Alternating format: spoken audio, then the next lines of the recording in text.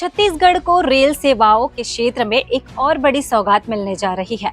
पिछले दिनों भारत सरकार के रेल मंत्री अश्विनी वैष्णव ने मुख्यमंत्री विष्णुदेव साय को पत्र लिखकर नए ट्रेन की शुरुआत की जानकारी दी थी। तो वहीं बी रेल मंत्री रायपुर जबलपुर नई एक्सप्रेस ट्रेन को आज हरी झंडी दिखाएंगे।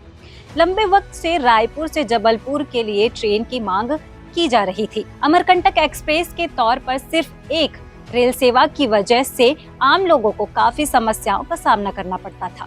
तो वहीं यात्रियों की संख्या अधिक होने से ट्रेन में आरक्षण करने पर बड़ी मुश्किलें आती थी। खास तौर पर त्योहार और पर्वों में लोगों को रेल मार्ग के बजाय बस या फिर दूसरे साधनों से जबलपुर रवाना होना पड़ता था।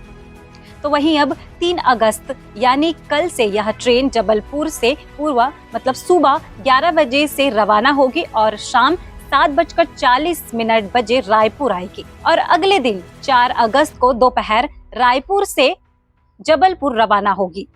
ट्रेन में 15 कोचें होंगी। तो ये अपडेट आपको कैसे लगी कमेंट में जरूर बताइएगा और ऐसे ही जानकारी के लिए हमारे चैनल सीजी भास्कर से जुड़े रहें।